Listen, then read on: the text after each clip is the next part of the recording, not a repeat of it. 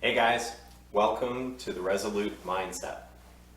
I know the name has changed and some of you are wondering why. I think all 10 of you are probably wondering why the channel has changed its name. So I just wanted to break down a few reasons that I had for changing the channel name here. First of all, there are several YouTube channels and a podcast that are named Faith, Family, Fitness, and Finance. One of them is even called 4F, and then those four words. So I really wanted to differentiate myself from the marketplace. And I started thinking about what sets me apart from other people and what is the value that I bring to the table for anyone that would take a few minutes to watch one of my videos. Yes, I get tired and discouraged like every one of you, but I found that in my life there's a consistent pattern of me bouncing back quicker than other people have. And so I dubbed it the Resolute Mindset. So what is a Resolute Mindset? I have a few points on that. So number one, it's a positive attitude. Ancient book by John Maxwell, it talks about your attitude determines your altitude. We can't do anything significant with a negative can't do, seeing all the barriers, seeing all the negatives of everything. You can't accomplish anything significant if that is your constant mindset. So it's very important that we are optimistic, that we see the potential in the future. Number two, a resolute mindset tends towards problem solving. And I know this is probably more of a male tendency, more of a bent that we have as guys, where we constantly are just looking at a situation, analyzing it, and saying, okay, what can I do to fix that problem, instead of being really empathetic and soft and touchy-feeling. Like, no, those things aren't what help you accomplish your goal. I know that we need to empathize with people and feel their pain when they're going through something difficult, but I would say that is not a strength of mine.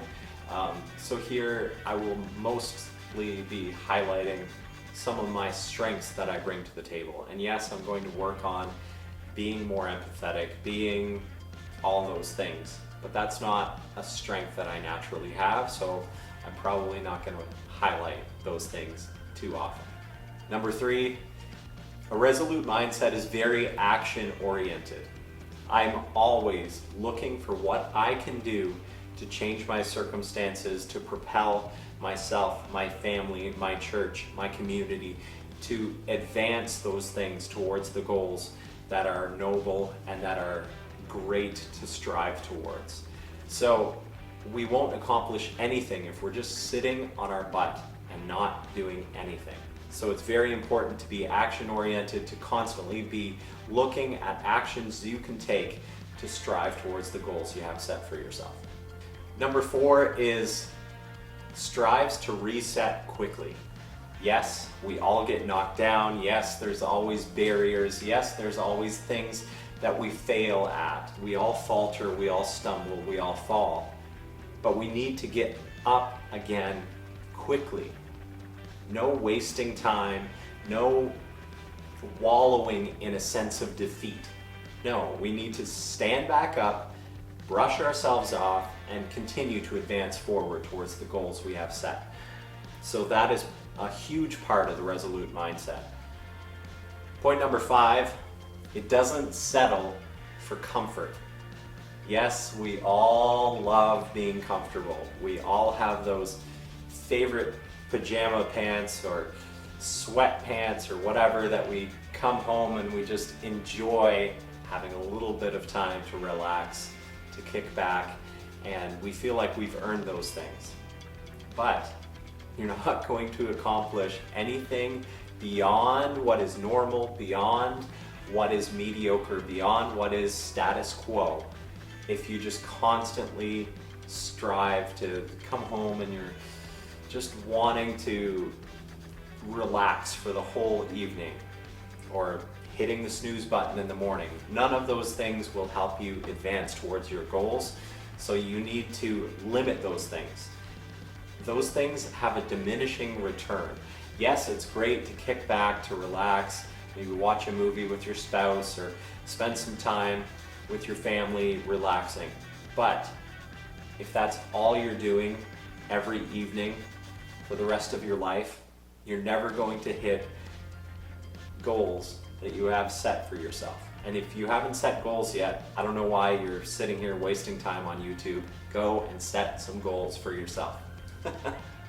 And the last point number 6 for a resolute mindset, is that it pursues consistency daily. And yes, none of us are perfect at this. I won't say that I'm the be-all, end-all expert, but I'm on the path, and we can strive together to be more consistent in our lives, doing the things that we know to do, and often we don't live up to those things. It's so simple for us to advance in our lives, but it's just not easy. You want to improve physically, you just need to eat better and move more. I mean, that's so simple. Your finances, you need to do a budget, which I've been slacking on. I've been falling down on that. So today I'm budgeting my paychecks that came in yesterday before the money goes out the door, because you need to track those things or you won't improve in those areas.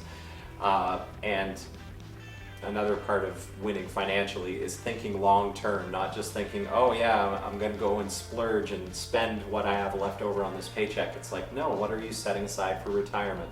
What are you putting towards renovations on your house instead of opening a line of credit? All those things that we want to strive towards, instead of us just looking for an easy button where we can just throw something on debt. No, you need to find a way to cash flow things.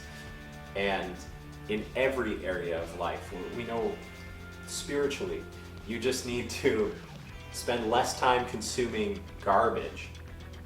You need to be putting the Word of God and positive things into your mind and your heart, and to be dwelling on, meditating on those things.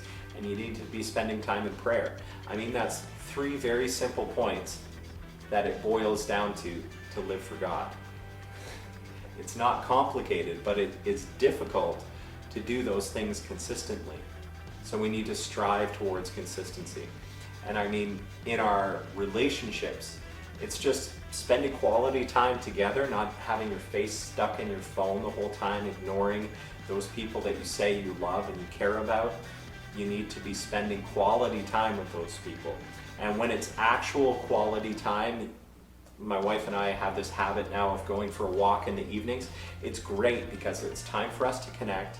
It's time that I'm putting into becoming better physically, and it's a time for us to connect without a screen in front of us, without our phones, without all those things that usually distract. And when it's actually quality time, you don't need to spend 8 hours in the evening with your spouse. You can spend a good meal time, a walk together, things like that, where you're pouring into that relationship. And then when you need to step away and work on your book or work on your business or work on your budget or any of those things that are going to help you advance in other areas, they are much more forgiving when you haven't just spent 3 hours in front of the TV and they feel like they haven't connected with you because they haven't. When it's quality time, you don't need to spend a whole evening. You can concentrate that time when you're actually focused and present with the people who matter to you. I've gone off my notes, which is great. Thank you guys for tuning in. Please like this video, please subscribe, please recommend this channel to someone else, because I look forward to connecting with all of you, to striving together to have a resolute mindset. God bless. See ya.